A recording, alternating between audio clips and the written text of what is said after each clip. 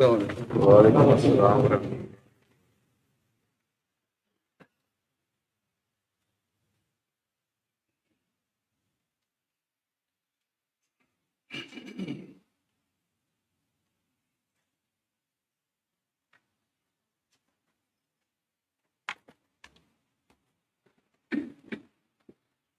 الله.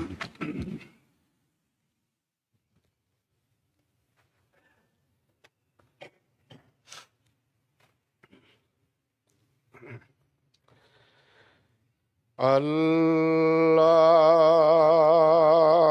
أكبر.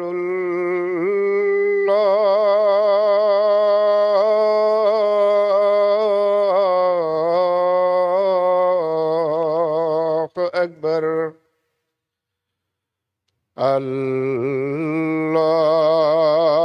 أكبر.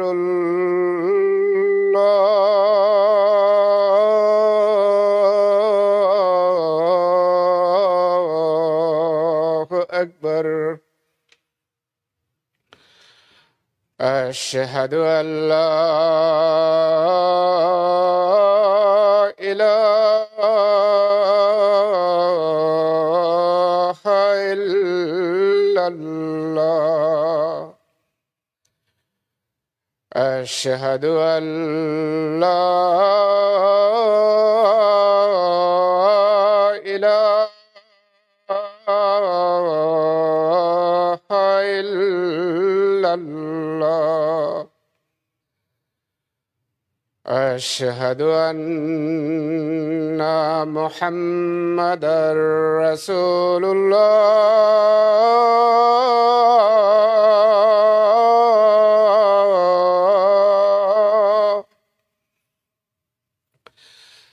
أشهد أن محمدا رسول الله. حي على الصلاة.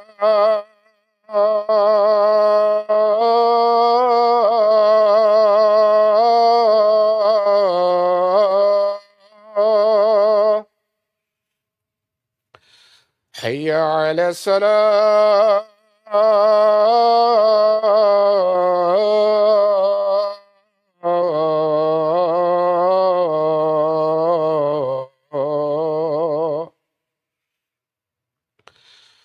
حي على الفلاح.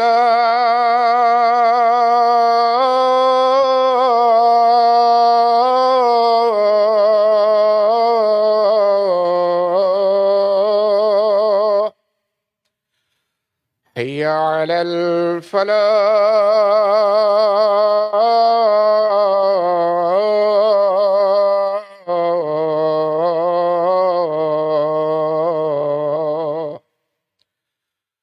الله أكبر.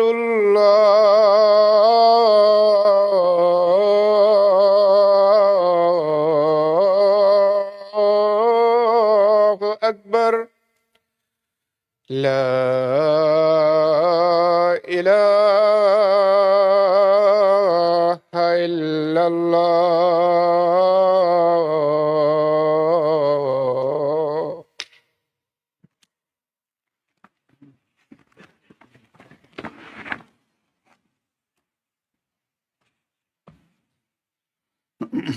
السلام عليكم ورحمة الله.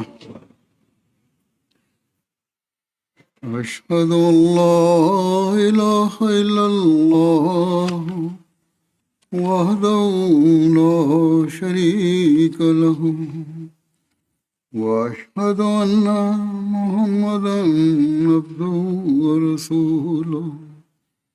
أما بعد فأعوذ بالله من الشيطان الرجيم. بسم الله الرحمن الرحيم. الحمد لله رب العالمين. الرحمن الرحيم.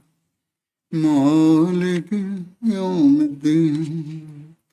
إياك نعبد وإياك نستعين.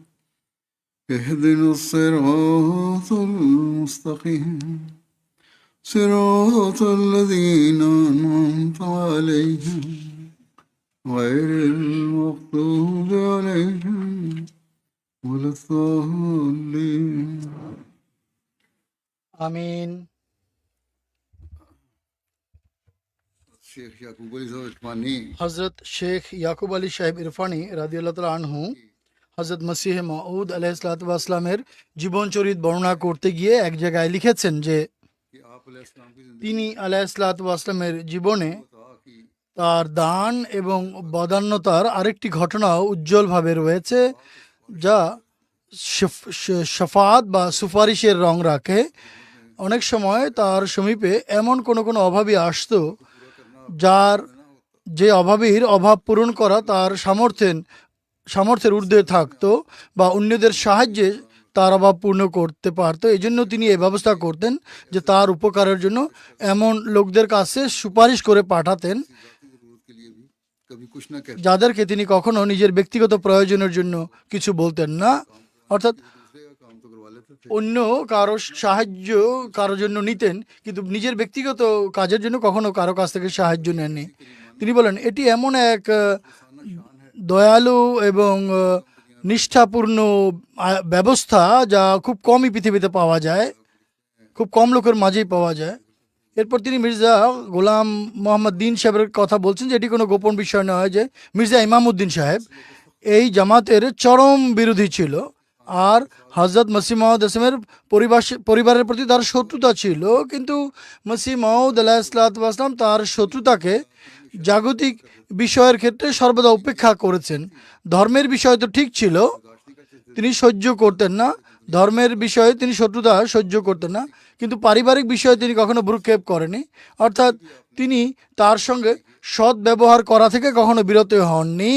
অনেক সময় সে হজরত মসিহ মাউদ আলাইহিসসালামের কাছে আর্থিক সাহায্য নিত এবং এ ধরনের অনুগ্রহ লাভ করা সত্ত্বেও সে সবসময় বিরোধিতা করেছে।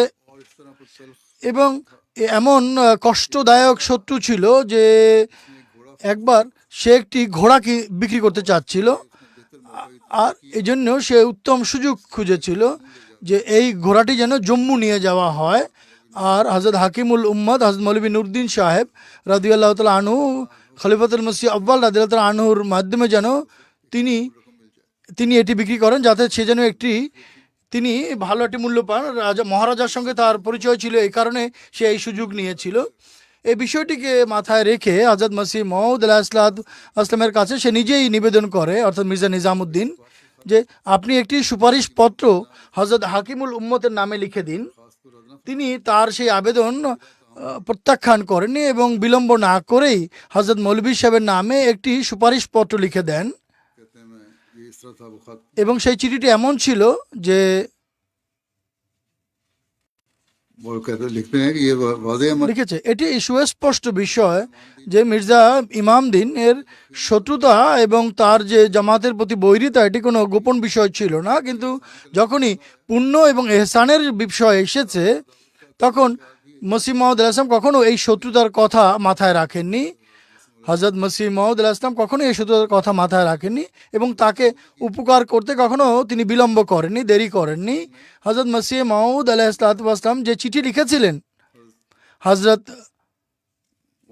মৌলভী নুরউদ্দিন সাহেব রাদিয়াল্লাহু তাআলা আনহুকে, তাতে লিখেছিলেন বিসমিল্লাহির রহমানির রহিম নাহমাদুহু ওয়া নুসাল্লি আলা রাসূলিল কারীম। এরপরে যে সম্মানিত ব্রাদার মৌলভী হাকিম নুরউদ্দিন সাহেব সাল্লামাহু তাআলা अस्सलाम वालेकुम আসসালামু আলাইকুম ওয়া রাহমাতুল্লাহি ওয়া বারাকাতু। এই পত্র লেখার উদ্দেশ্য হচ্ছে আপনাকে কষ্ট দেয়া।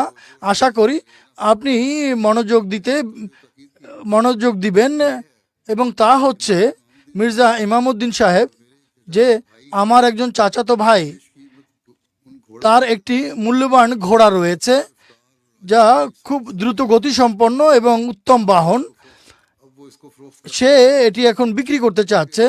যেহেতু এমন মূল্যবান ঘোড়া সাধারণ মানুষ ক্রয় করার সামর্থ্য রাখে না এবং রইস লোকেরা এই এমন জিনিসের সন্ধানে থাকে, তাই আপনি দয়া করে জম্মুর রইস বা তার অন্য কোনো সুরিদের সঙ্গে আলোচনা করে চেষ্টা করবেন যাতে যথাযথ উপযুক্ত মূল্যে এই ঘোড়াটি তারা কিনে নেয়।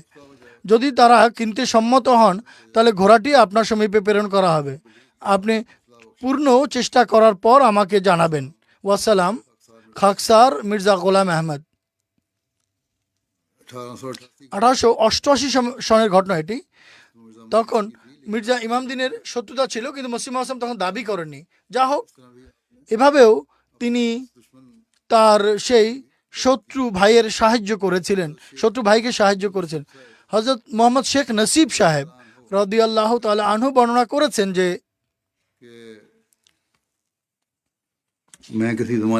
আমি কোনো যুগে কোনো এক শিখের বাড়িতে কোনো শিখের বাড়িতে থাকতাম, যা মির্জা নিজামুদ্দিনের বাড়ির কাছেই ছিল। বাড়ির মালিক আমার সঙ্গে অন্যায়ভাবে ঝগড়া করে এবং আমাকে বাড়ি খালি করার নির্দেশ দেয়। আমি বললাম, যখন স্ট্যাম্প বা চুক্তিপত্র হয়েছিল যে আমি রীতিমতো ভাড়াও দিচ্ছি, তাই আমি এখন বাড়ি খালি করব না।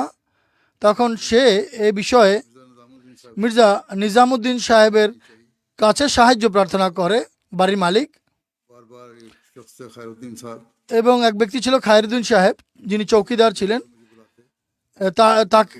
তার কাছে আমাকে ডাকতো। আমি কখনো কখনো সেখানে চলে যেতাম, আবার কখনো যেতামও না। যাই হোক, সে আমাকে ভয় দেখিয়ে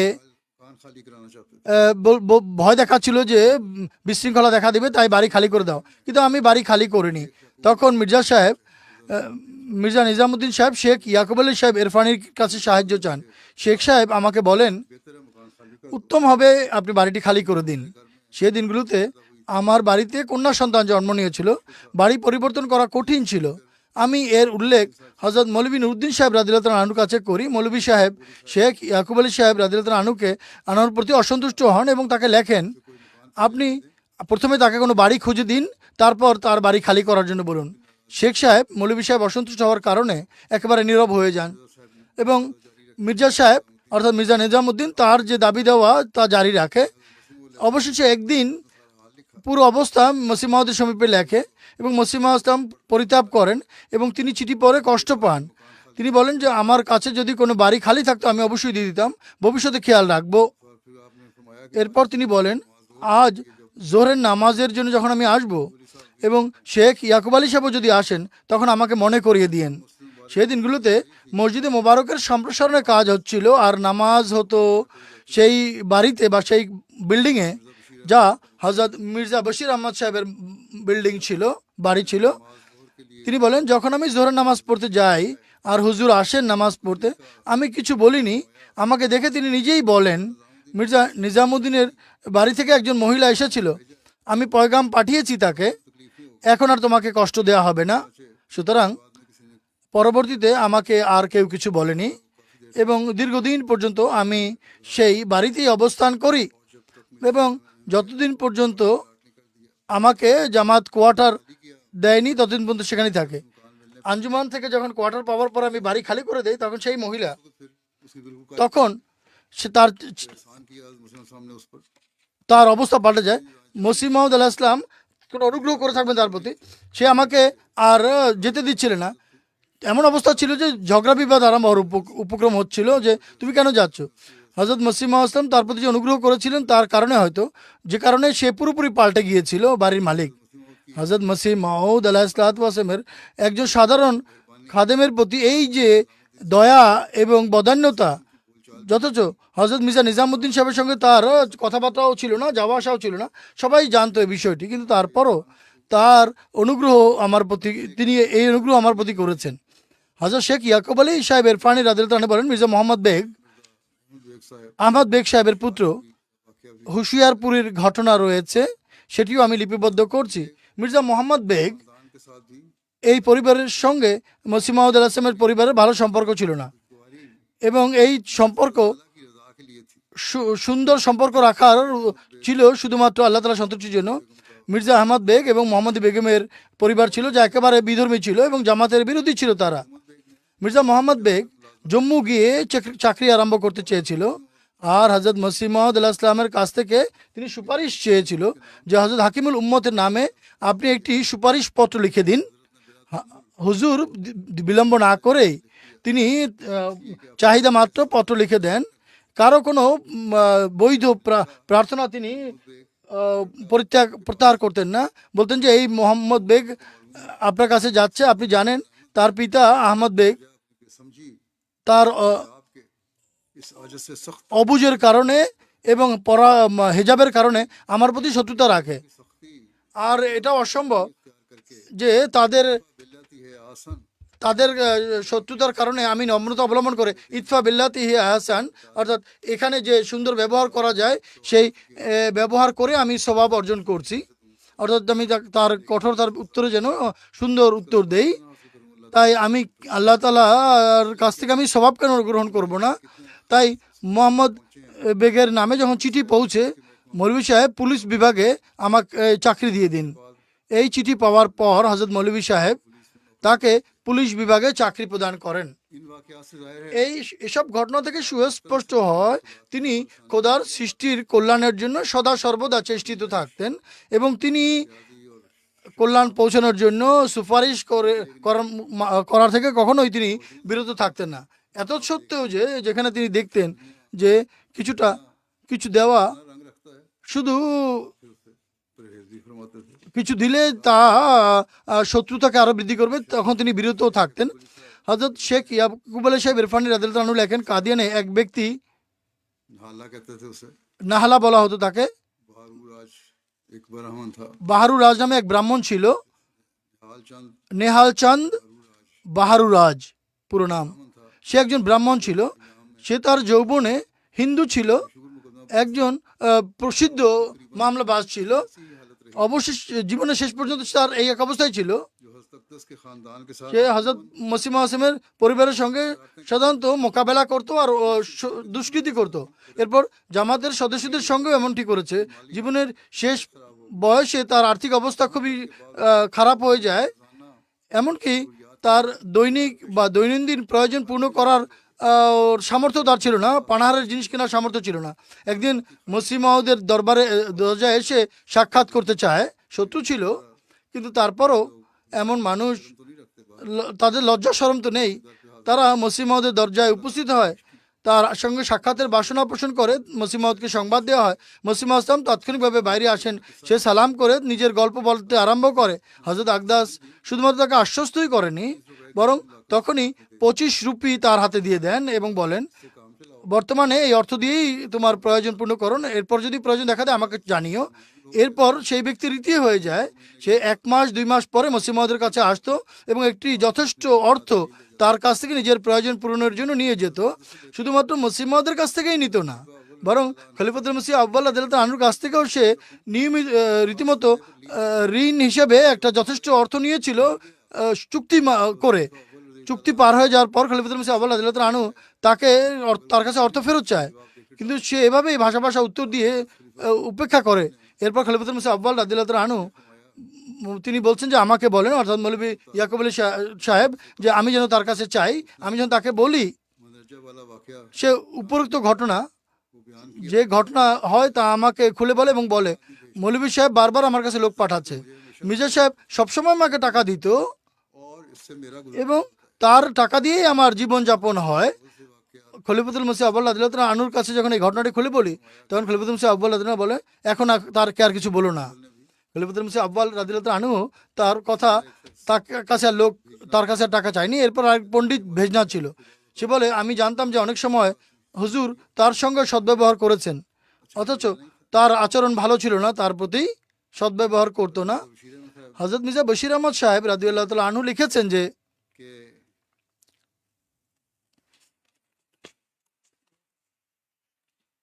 अपने अंग्रेजी किताब তার ইংরেজি পুস্তক আহমদিয়া মুভমেন্টে পাদ্রি ওয়াল্টার এম.এ, যিনি পাদ্রি ছিলেন, किताब लिखी थी अहमदिया मूवमेंट। আহমদিয়া মুভমেন্ট পুস্তক লিখেছিল। তাতে হযরত মসিহ মাউদ ইসলাম সম্পর্কে এই মতামত দিয়েছিল যে এ কথা সব দিক থেকে সত্য প্রমাণিত হয়েছে যে মির্জা সাহেব অভ্যাসের দিক থেকে সাদাসিধে এবং তিনি মানুষের প্রতি মানুষকে কল্যাণকামী ছিলেন, হিতৈষী ছিলেন। मुखालफिन की तरफ से তিনি তার বিরোধীবাদীর পক্ষ থেকে চরম বিরোধিতা এবং বিভিন্ন ধরনের কষ্টও দেখতে পেয়েছেন, যা একেবারেই প্রশংসাযোগ্য। তার মধ্যে একটি চৌম্বকীয় আকর্ষণ ছিল এবং সর্বোত্তম নৈতিক মাধুর্য রাখতেন এবং এমন ব্যক্তি তার বন্ধুত্ব লাভ করতে পারত যার মধ্যে থেকে কমপক্ষে দুজন আফগানিস্তানে নিজেদের ধর্মবিশ্বাসের কারণে নিজেদের প্রাণ বিসর্জন দিয়েছেন। অর্থাৎ আফগানিস্তানের শহীদ দুজনের উল্লেখ করেছেন। হযরত মসিহ মাউদ ইসলামের আচরণের কারণেই তারা এটি করেছেন, কিন্তু মির্জা সাহেবের আচল পরিত্যাগ করেনি। আমি বিভিন্ন পুরনো আহমদীদের কাছে তাদের আহমদী হওয়ার কারণ জিজ্ঞেস করলে তারা সবচেয়ে বড় কারণ এটিই বলেছে, মির্জা সাহেবের ব্যক্তিগত প্রভাব এবং তার যে আকর্ষণীয় শক্তি এবং তার আকৃষ্ট করার যে শক্তি এর কথা উল্লেখ তারা করেছেন, আকর্ষণীয় শক্তির উল্লেখ করেছেন। अमूमी मजालिस में भी সাধারণ বৈঠকেও তিনি বলতেন যে कि मुखालफिन का भी खर्च उठाने को तैयार हूँ, अगर वो आए বিরুদ্ধবাদীদের খরচা বহন করতেও আমি প্রস্তুত।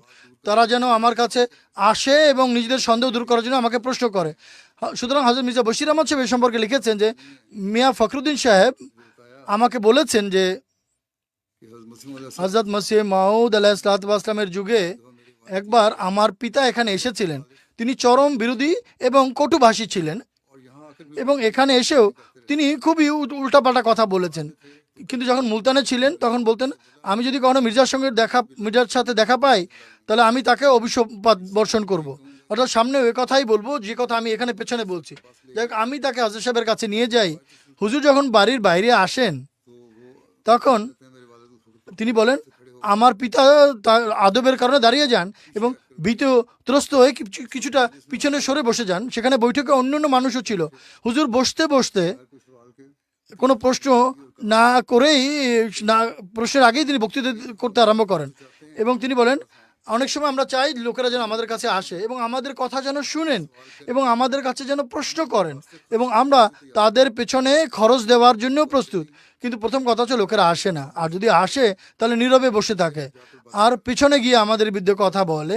মোট কথা, হুজুর একেবারে স্পষ্টভাবে বক্তব্য দেন এবং তবলিগ করেন এবং তিনি অর্থাৎ আমার পিতাকে কথা বলার জন্য তিনি চেষ্টা করেন, কিন্তু তার মুখের উপর যেন কেউ সিল মেরে দিয়েছে।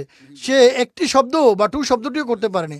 সেখান থেকে যাওয়ার সময় আমি আমার পিতাকে বলি, আপনি মির্জা সাহেবের সামনে কথা বলে না কেন? তখন তিনি কোনো উল্টাপাল্টা কথা বলে কথা ঘুরিয়ে দেয়। যা হোক, মিয়া ফখরুদ্দিন সাহেব বলতেন, হযরত সাহেব तकरीर में मेरे वालिद বক্তৃতায় আমার পিতাকে সরাসরি সম্বোধন করেনি, তিনি সাধারণভাবে বক্তৃতা দিয়েছেন। কিন্তু মিয়া ফখরুদ্দিন সাহেবও দ্বিতীয় খলিফার যুগে জামাত ছেড়ে গিয়েছিল। बशीर अहमद साहब হযরত মির্জা বশির আহমদ সাহেব রাদিয়াল্লাহু আনহু বর্ণনা করেন, के सफिया बेगम সফিয়া বেগম अब्दुल कादर साहब মৌলভী আব্দুল কাদের সাহেবের কন্যা ছিলেন। তিনি লুধিয়ানা নিবাসী ছিলেন। हाई स्कूल में নুসরত হাই স্কুলের তিনি শিক্ষিকা। उन्होंने मुझे बयान তিনি আমার কাছে বলেছেন যে একবার একজন किसी के जरिए कुर्ता मांगता था, মসিহ মাউদ আলাইহিসসালামের কাছে কুর্তা চেয়েছিল। टैक्स वाली उसने कुर्ता मांगा, সে कुर्ता उतार হুজুর নিজের জামা খুলে সেই ফকিরকে দিয়ে দেন। ने फरमाया তিনি মরহুম পিতা বলছেন, আল্লাহ আল্লাহ, তিনি কিভাবে মানুষকে দান করছেন।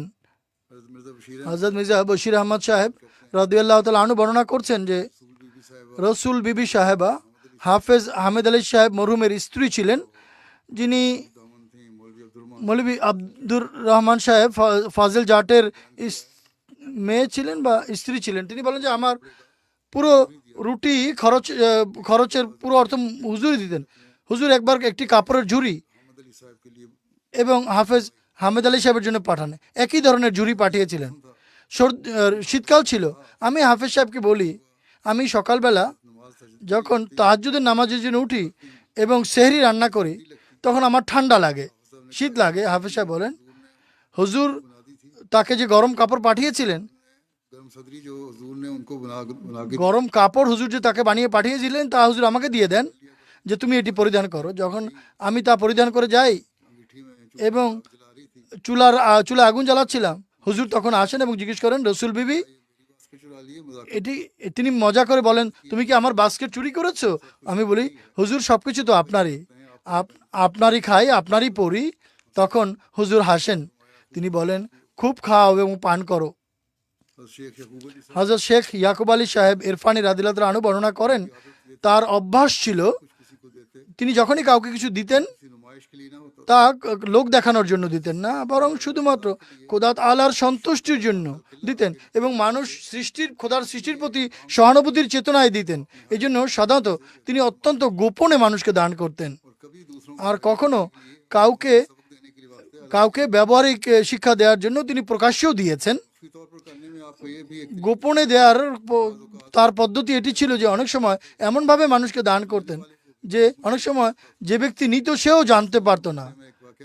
এই সম্পর্কে আমি একটি ঘটনা বর্ণনা করছি। মুন্সি মোহাম্মদ নসিব সাহেব, যিনি বর্তমানে কাদিয়ানের সঙ্গে সম্পর্ক ছিন্ন করছে, পরবর্তীতে জামাত ছেড়ে দিয়েছিল, সে একবার কাদিয়ানে এসেছিল এবং হযরত আকদাসের দয়ায় বা অনুকূল্যে সে কাদিয়ানে বসবাস করতে আরম্ভ করে।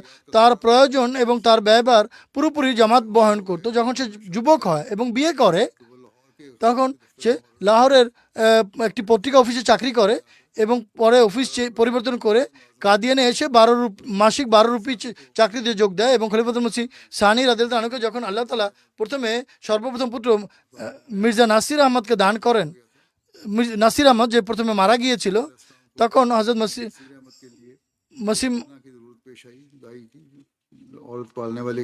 মসিহ মাউদ আলাইহিস সালামের একানার প্রয়োজন পড়ে। তখন আমি শেখ মোহাম্মদ নসিবকে বলি, এমন সময় তুমি তোমার স্ত্রীর সেবা উপস্থাপন করো। এটি সেই কাজ যে কাজের মধ্যে স্বাদও আছে আর সওয়াবও রয়েছে। যে কাজ করে আনন্দ পাবে, এতে তোমার দুটি উপকার হবে। আমার পরামর্শ, শেখ সাহেব সম্মানের দৃষ্টিতে দেখেন এবং তিনি এই কাজ করার সুযোগ পান এবং তার স্ত্রী সাহেবজাদা নাসির আহমদ সাহেবকে দুধ পান করার জন্য দায়িত্ব পালন করেন। তখন হযরত মসিহ মাউদ আলাইহিসসালাম কথায় কথায় জিজ্ঞেস করেন যে শেখ মোহাম্মদ নসিব সাহেবের কত বেতন দেওয়া হয়। যখন তিনি জানতে পারেন যে মাত্র 12 রুপি দেওয়া হয়, তখন তিনি বলেন যে এত অল্প বেতনে সম্ভবত তার জীবন ধারণ কঠিন হবে। তাই যদিও সেটি অনেক সস্তার যুগ ছিল, কিন্তু হযরত আকদাস এটি অনুভব করেন এবং তিনি একদিন যাওয়ার সময় তার বাড়ির মধ্যে 20-25 রুপির পুটলি পাঠিয়ে দেন। শেখ সাহেব বলেন যে জানি না কোথেকে টাকা আসলো। অবশ্যই জানতে পারেন যে হযরত আকদাস তার কষ্টের কথা চিন্তা করে এই টাকা পাঠিয়েছেন যাতে তার কষ্ট না হয় এবং স্বাচ্ছন্দ্য জীবন কাটাতে পারেন। সুতরাং তিনি এই টাকা দিয়ে গহনা বানানোর কাজ ব্যয় করেন, কেননা তাদের পানাহারের প্রয়োজন হযরতের বাড়ি থেকেই প্রেরণ করা হতো। হযরত শেখ ইয়াকুব আলী সাহেব ইরফানি রাদিয়াল্লাহু তাআলা আনহু বলেন, যেখানে তার এই অভ্যাস ছিল যে তিনি অভাবীকে কখনো খালি হাতে ফেরাতেন না, এটিও তার অভ্যাস ছিল। অনেক সময় অনেকের প্রয়োজন অনুভব করে তিনি চাওয়ার পূর্বেই তাকে সাহায্য করতেন তিনি। সুতরাং 28 অক্টোবর 1904 সনের ঘটনা তিনি বলছেন, ফজরের পূর্বে তিনি কিছু টাকা, যার অঙ্ক হবে 8-10 রুপি, একজন মুহাজিরকে কথা বলে দেন যে যে গরমকাল আপনার কাপড়ের প্রয়োজন হবে। সেই অভাবী তার কাছে কিছু চায়নি, স্বয়ং হযরত সাহেব তার প্রয়োজন পূর্ণ করে তাকে অনুভব করে তাকে এই টাকা দিয়েছিলেন। এবং এই ধরনের ঘটনা শুধু একটি নয়, বরং অগণিতবার এটি হয়েছে। আর গোপনে তিনি সাধারণত অভাবীদের সঙ্গে এ ধরনের ব্যবহার করতে থেকেছেন এবং শত্রু বন্ধু হিন্দু মুসলমান তিনি ভেদাভেদ করতেন না। হযরত শেখ ইয়াকুব আলী সাহেব ইরফানি রাদিয়াল্লাহু তাআলা আনহু লেখেন, হযরত মসিহ মাউদ আলাইহিস সালামের অভ্যাসের মধ্যে এটিও ছিল। অনেক সময় তিনি কারো অভাব অনুভব করে তার উপস্থাপন বা চাওয়ার পূর্বেই নিজেই তাকে কিছু দিয়ে দিতেন। এই সম্পর্কে মোহাম্মদ শেখ ফাতে মোহাম্মদ কাশ্মীর রিয়াসতের পেনশনার, তিনি মসিহ মাউদের খেদমতে বারবার আসতেন এবং তিনি বর্ণনা করছেন যে আমি যখনই হযরতের সমীপে আসতাম সবসময় আমার ভাড়া দেয়া তিনি প্রস্তুত থাকতেন ভাড়া দেওয়ার জন্য। যেহেতু আমার প্রয়োজন পড়তো না, আমি কখনো নেইনি তার কাছ থেকে, কিন্তু হযরত সাহেবের মধ্যে দানশীলতার বিষয়টি এমনভাবে ছিল যে না চাইতেই তিনি সবসময় আমাদেরকে দিয়ে দিতেন এবং এই বিষয়টি শুধু আমার সঙ্গেই করেনি, বরং অধিকাংশ লোকদেরকে তিনি দিতেন। সিরিয়া এবং আরব থেকে অনেক মানুষ আসতেন এবং তিনি তাদেরকে অনেক সময় মোটা অঙ্ক তাদের পথ খরচ হিসেবে দিয়ে দিতেন, কেননা হুজুর জানতেন যে তারা দূর দূরান্তের পথ পাড়ি দিয়ে এসেছেন। একইভাবে শেখ ইয়াকুব আলী সাহেব ইরফানি রাদিয়াল্লাহু তাআলা আনহু লিখেছেন, অধিকাংশ সময় এ ধরনের অভাবী লোকেরাও আসতো যারা সাধারণভাবে চাইতো না, কিন্তু তারা চিরকুট লিখে পাঠাতো এবং কেউ জানতেও পারতো না যে সে অভাবী, সে চেয়েছে। কিন্তু যখন হযরত আকদাস আলাইহিস সালাম সেই অভাবীর জন্য ভেতর থেকে কিছু পাঠাতেন, তখন জানা যেত, বা ঘরের ভেতরে যাওয়ার সময় তাকে বলে যেতেন যে তুমি বসো, আমি আসছি। অনেক সময় এই ধারণায় বসে যেত যে হুজুর আসবেন, তখন জানা যেত তিনি অভাবীর জন্য তার প্রার্থিত জিনিস, টাকা বা কাপড় নিয়ে আসছেন বা এসেছেন। हज़रत मुंशी ज़फ़र अहमद साहब कहते हैं, হযরত মুন্সি জাফর আহমদ সাহেব রাদিয়াল্লাহু তাআলা আনহু বলেন, মিয়া নিজামুদ্দিন আহমদি কপুরতলা নিবাসী অত্যন্ত দরিদ্র একজন মানুষ ছিলেন। পায়ে হেঁটে তিনি কাদিয়ান গিয়েছিলেন এবং 2 আনা হুজুরের সামনে নজরানা হিসেবে উপস্থাপন করেন। হুজুর জাযাকুমুল্লাহ বলে 2 আনা নিয়ে নেন। কয়েকদিন পরে নিজামুদ্দিন সাহেব যখন বিদায় নিতে যান, তখন হুজুর বলেন যে অপেক্ষা করুন।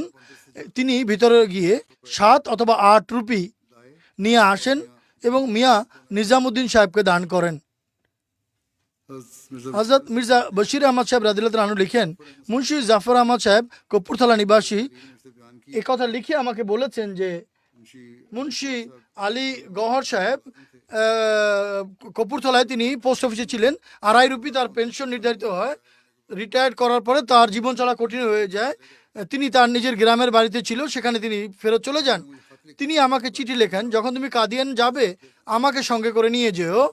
অত্যন্ত নিষ্ঠাবান আহমদী ছিলেন। তিনি বলেন, যখন আমি কাদিয়ান যাই তখন তাকে নেয়ার জন্য জলন্ধর চলে যাই।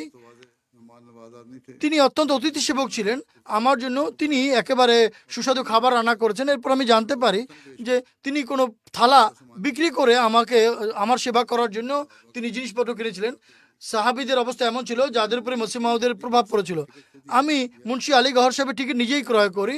তিনি তার নিজের ভাড়া দেওয়ার জন্য চাপাচাপি করছিলেন। আমি বলি, না, এই অর্থ আপনি হুজুর সাহেবের সমীপে নজরানা দিয়েন। টিকিট আমি নিজের পকেট থেকে কিনি। যখন তিনি বারবার আমাকে টাকা ফেরত দিতে চান, তখন আমি বলি এই টাকা আপনি হুজুরের সমীপে নজরানা দিয়েন। সুতরাং তিনি হযরত সাহেবের সমীপে 2 টাকা বা 2 রুপি নজরানা দেন। 8-10 দিন থাকার পর আমরা যখন ফেরত যাবার অনুমতি চাই, হুজুর আমাদেরকে অনুমতি দেন এবং মুন্সি সাহেবকে বলেন যে আপনি কিছুক্ষণ অপেক্ষা করুন। এরপর তিনি 10 অথবা 15 রুপি মুন্সি সাহেবকে এনে দেন। মুন্সি সাহেব টাকা পেয়ে কাঁদতে আরম্ভ করেন এবং নিবেদন করেন যে হুজুর, আমার সেবা করা উচিত না, আমি কেন আপনার থেকে সেবা নিব? হুজুর আমাকে নির্দেশ দেন, ইনি আপনার বন্ধু, আপনি তাকে বুঝান। এরপর আমার বুঝানোর পরে যে হুজুরের টাকার মধ্যে বরকত আছে, মসিহ মাউসম যা দিয়েছেন এতে বরকত আছে, তারপর তিনি তা নিয়ে নেন এবং আমরা ফেরত চলে আসি। অথচ হযরত সাহেব মুন্সি সাহেবের অবস্থা সম্পর্কে একেবারেই কিছু জানতেন না।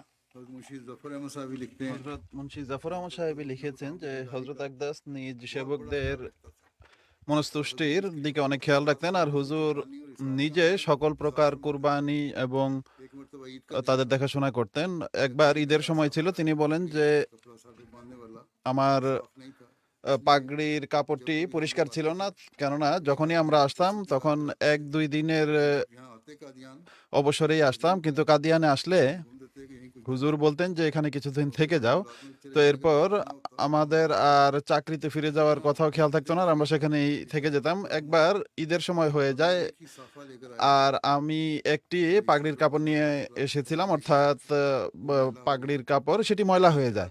আমি চাইলাম যে বাজার থেকে গিয়ে কিনে নিব, অতএব আমি বাজারের দিকে যাচ্ছিলাম। आपने मुझे देख लिया और তিনি আমাকে দেখেন এবং তার पूछा कहाँ ঐশী প্রজ্ঞা ছিল। তিনি জিজ্ঞেস করেন যে কোথায় যাচ্ছেন। আমি বললাম যে ঈদের দিন আমার পাগড়ির কাপড়টি ময়লা হয়ে গেছে, আমি বাজার থেকে কিনতে যাচ্ছি। তখনই সেখানে দাঁড়িয়ে তিনি নিজের আমামা বা পাগড়ি খুলে আমাকে দিয়ে দেন कि ये आप पसंद है এবং বলেন যে এটি কি আপনার পছন্দ হয়, আপনি নিয়ে নিন এটি, আমি দ্বিতীয়টি বেঁধে নেব। আমার প্রতি এই যে ভালোবাসা এবং স্নেহ এর যে প্রভাব পড়েছিল তা আমি ভাষায় বর্ণনা করতে পারবো না। আমি অত্যন্ত সম্মানের সাথে সেই পাগড়ি নিয়ে নেই এবং তিনি নির্দ্বিধায় ঘরে চলে যান এবং পরবর্তীতে দ্বিতীয় পাগড়ি বেঁধে আসেন। मियां खैरुद्दीन साहब হযরত মিয়া খায়রুদ্দিন সাহেব রেওয়ায়েত বর্ণনা করেন যে একবার जबकि हुजूर ने अभी হুজুর তখনও দাবি করেননি।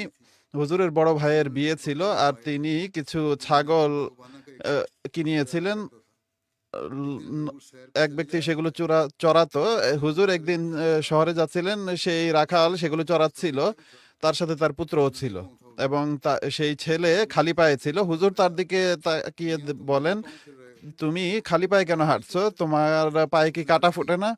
সে বলে যে হুজুর, আমার কাছে তো জুতা নেই, আর আমার পিতা দরিদ্র, সে কেনার সামর্থ্য রাখে না। হুজুর নিজের পায়ের থেকে একটি জুতা খুলেন এবং বলেন যে দেখো তো এটি তোমার পায়ে হয় কিনা। সে ক্ষমা চায়, বলে যে আমি কিভাবে আপনার জুতা পরতে পারি হুজুর? হুজুর বলেন যে না। হুজুর তখন জোর করে তাকে পরান, সে একটি জুতা পরে। হুজুর বলেন যে হ্যাঁ ঠিক আছে, তোমার পায়ে এটি হবে। এরপর তিনি দ্বিতীয় জুতা খুলেন এবং বলেন যে এটিও পরো। সে সেটিও পরে নেয়। তখন হুজুর খুবই আনন্দিত হন এবং বলেন যে ঠিক আছে, উম, এখন তুমি এটি ব্যবহার করবে। আর তিনি খালি পায়ে ঘরে ফিরে যান। এটি তখনকার উল্লেখ বা বর্ণনা, যখন হুজুরের বয়স তো 20 বা 30 বছর ছিল। হযরত আকদাস মসিহ মাউদ আলাইহিস সালাম নিজের প্রেমাস্পদ মহানবী সাল্লাল্লাহু আলাইহি ওয়াসাল্লামের অনুসরণে দানশীলতার এক মূর্ত প্রতীক ছিলেন। তবুও আমরা অনেক সময় এটিও দেখি যে কোনো কোনো প্রজ্ঞার অধীনে তিনি যাচনাকারীকে দিতে চাননি। অতএব শেখ ইয়াকুব আলী ইরফানি সাহেব লিখেন যে তিনি 1879 সনে যা বয়াতের বছর লুধিয়ানায় ছিলেন। একবার এক যাচনাকারী আসে বা ভিক্ষুক আসে, আর সে বলে যে আমার এক নিকটাত্মীয় মৃত্যুবরণ করেছে, আমার কাছে দাফন কাফনের কোনো ব্যবস্থা বা খরচ নেই। আর সে কিছু পয়সা একটি পেয়ালায় রেখে দিয়েছিল, যে কতটা পাওয়া চাঁদা উঠেছে আর আরো কতটা প্রয়োজন এটি বোঝানোর জন্য। হযরত মুসলিম মাউদ আলাইহিস সালাম মুকাররম কাজী খাজা আলী সাহেব কে, যিনি একান্ত নিষ্ঠাবান এবং হুজুরের জন্য একান্ত নিবেদিত ছিলেন, তিনি বলেন যে কাজী সাহেব তার সাথে গিয়ে দাফনের বা কাফনের ব্যবস্থা করে দিন, কাফনের যে প্রয়োজনীয় জিনিস সেগুলো কিনে দিন। হযরত মসিহ মাউদ আলাইহিস সালামের এই ধরনের অভ্যাস ছিল না। সাধারণত যে যা চাইতো তাকে দিয়ে দিতেন, কিন্তু এখানে আমরা একটি নতুন জিনিস দেখলাম যা তার রীতির বিরোধী ছিল। বরং সাধারণত তিনি যা মনে করতেন তাই দিয়ে দিতেন, কিন্তু এই উপলক্ষে তিনি সাথে পাঠিয়েছেন। কাজী সাহেব এটি জিজ্ঞেস করেননি যে কি দিব, বরং তিনি সাথে যান আর বলেন যে চলো আমি তোমাকে সমস্ত জিনিস কিনে দিচ্ছি। সেই ভিক্ষুক বা যাচনাকারী তাকে নিয়ে রওনা হয় এবং কিছুক্ষণ পর কাজী সাহেব ফিরে আসেন এবং বলেন যে হুজুর, সে খুবই প্রতারক। সে পথিমধ্যে সে আমাকে বলে যে আপনি আমার সাথে যাবেন না, যা কিছু দেওয়ার আমাকে দিয়ে দিন। আমি বললাম যে আমাকে তো নির্দেশ দেওয়া হয়েছে আমি যেন তোমার সাথে যাই এবং তোমার কাছে যা আছে সেটা আমাকে দিয়ে দাও, তোমার যা খরচ হয় আমি দিয়ে দিব।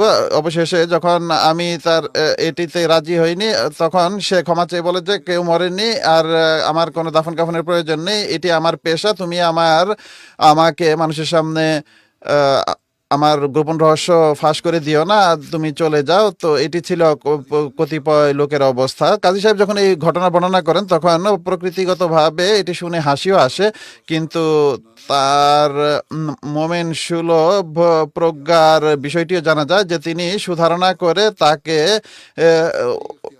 উত্তর দেন, যদিও দেননি, কিন্তু এমন এক পদ্ধতি অবলম্বন করেন যাতে তার সংশোধন হওয়ার সুযোগ সৃষ্টি হয় এবং তার আর এইভাবে ভণ্ডামি করে চাওয়ার প্রয়োজন না হয়।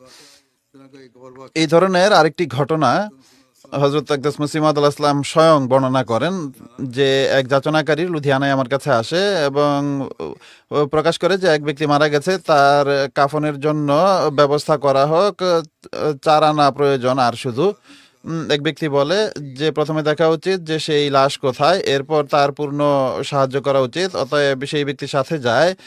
সে কিছু দূর গিয়ে সেই যাচনাকারী পালিয়ে যায়, কেননা সে মিথ্যা গল্প বানিয়েছিল। অনুরূপভাবে আরেকবার কোথাও থেকে পত্র আসে,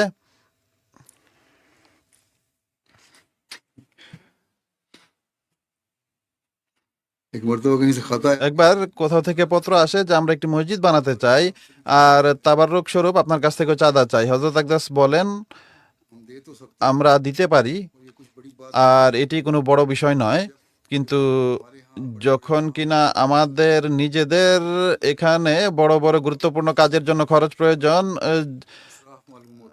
যার প্রেক্ষিতে এই ধরনের কাজে অংশগ্রহণ করা অতিরিক্ত খরচ বলে মনে হয়। এখানে যে মসজিদ নির্মিত হচ্ছে এটি সবচেয়ে বেশি প্রয়োজনীয়। এখন মানুষের উচিত এর জন্য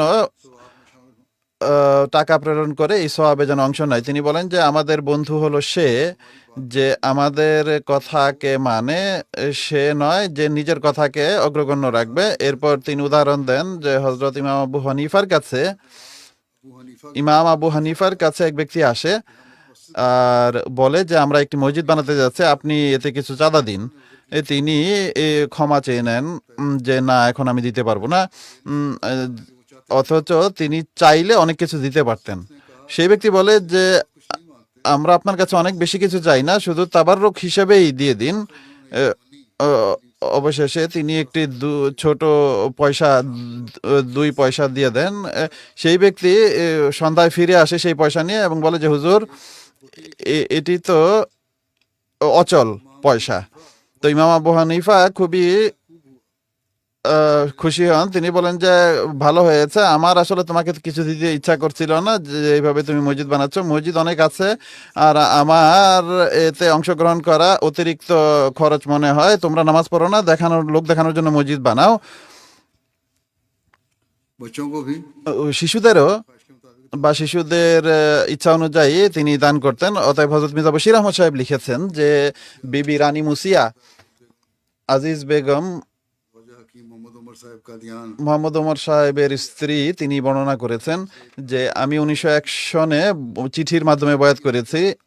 অতএব আমার কন্যা আজিজা বেগম মোহাম্মদ ওমর সাহেবের স্ত্রী, তিনি কাদিয়ানি ছিলেন। এই কারণে আমাকেও 1902 সনে কাদিয়ানে আসার ইচ্ছা জাগে। আমার সাথে আমার ছোট মেয়ে ছিল। যখন হযরত সাহেব সকালে কোনো এক সময় পায়চারির জন্য বাগানে যেতেন, তখন আমিও সাথে যেতাম।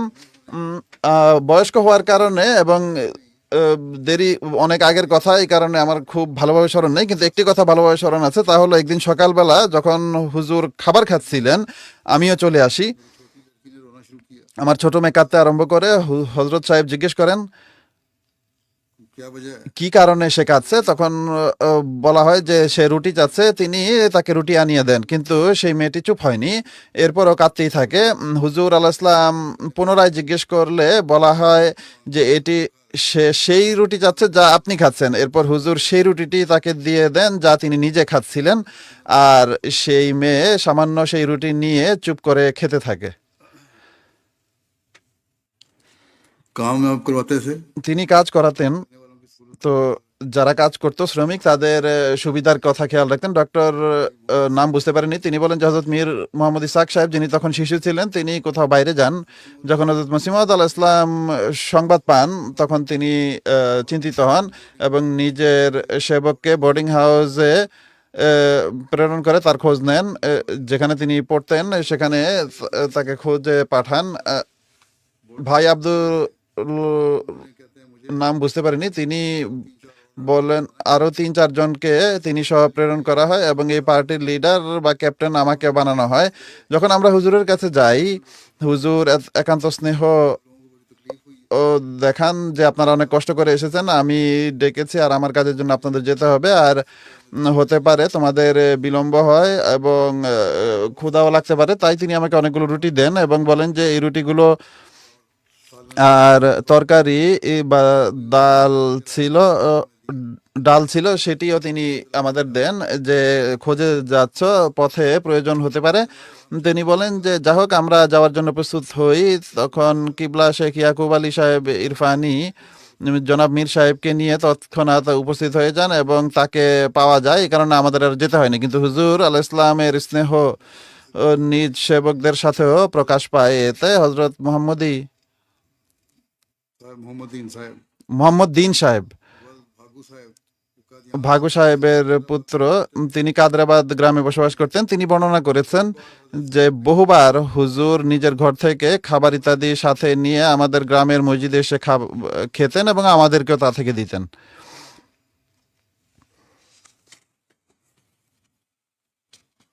बीवी के कर्ज की भी वापसी जरूरी है। गुज़श्ता खुतबे में স্ত্রীর ঋণ পরিশোধ করা আবশ্যক। গত খুতবায় আমি বর্ণনা করেছিলাম যে लंगर का खर्च লঙ্গরের খরচ বেড়ে যায়। এই কারণে হযরত মুসলিম আলাইহিস হযরত আম্মা জান রাদিয়াল্লাহু তাআলা আনহার গয়না বিক্রি করে সেই খরচ পুরা করেছিলেন। তখন আমাকে কেউ জিজ্ঞেস করে গত সপ্তাহে যে এর অর্থ হলো আম, স্ত্রীর অলংকার প্রয়োজন হলে স্বামীর ঋণ পরিশোধের জন্য খরচ করা যাবে বা বিক্রি করে।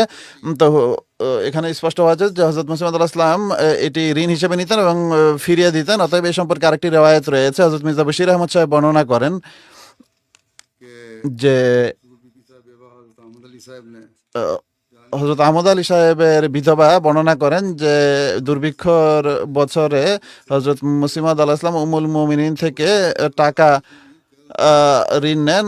আর পূর্বের যে উদাহরণ ছিল সেখানেও বন্ধক রাখা হয়েছিল গয়না, আর সেটি পরে ফিরিয়ে আনা হয়েছিল।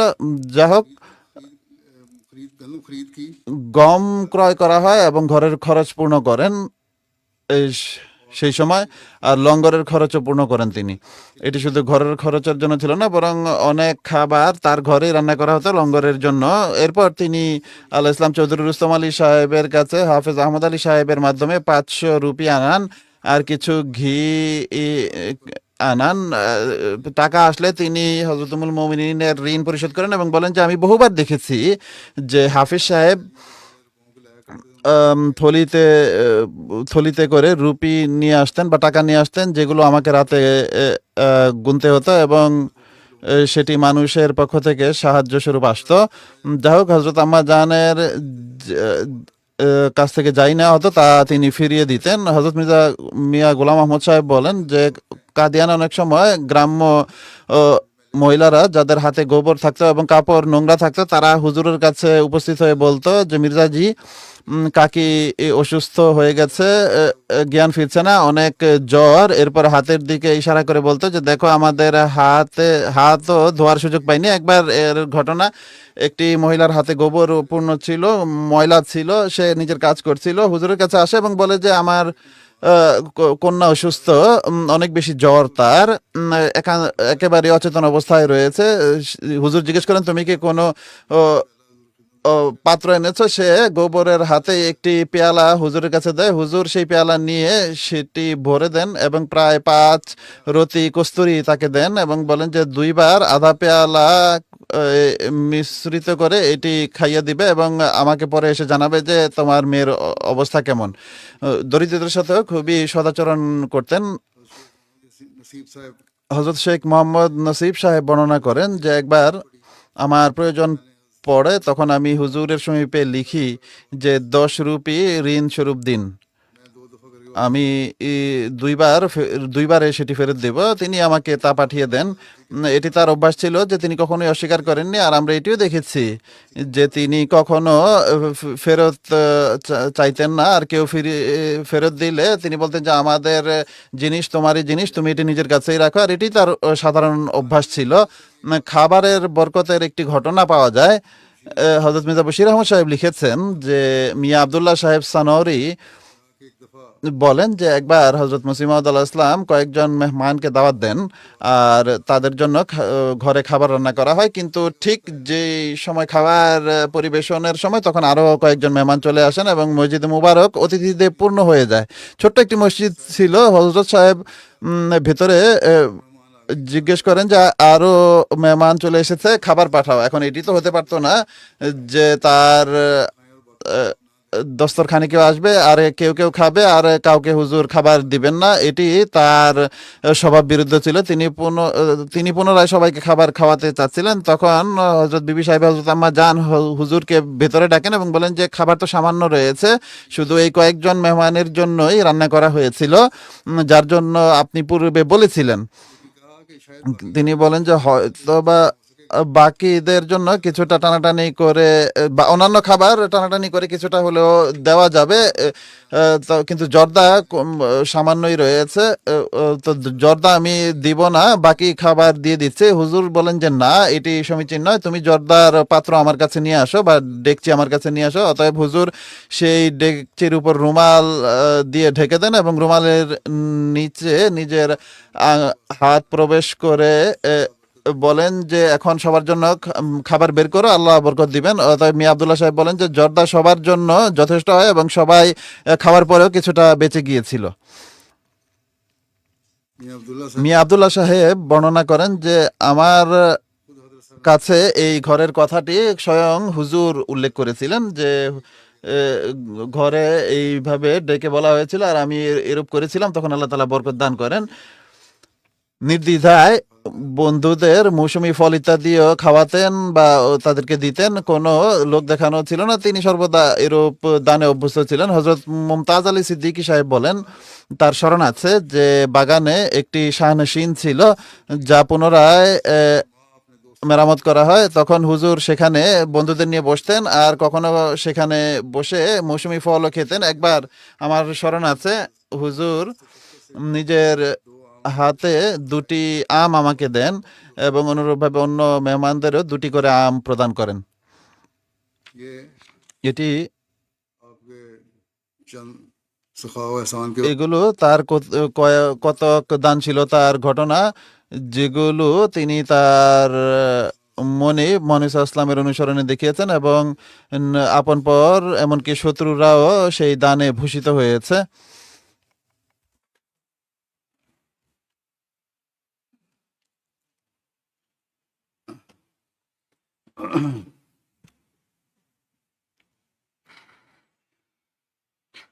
الحمد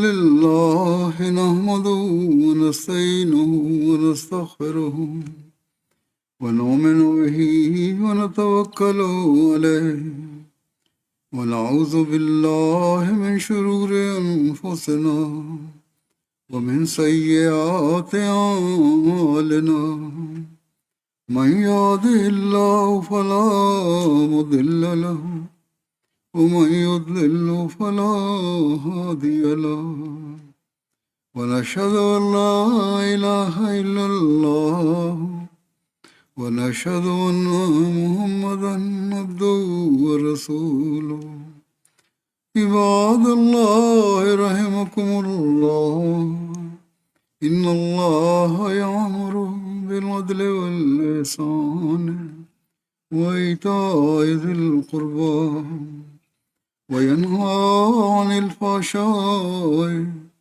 والمنكر والبغي يعظكم لعلكم تذكرون واذكروا الله يذكركم وادعوه يستجب لكم ولذكر الله أكبر.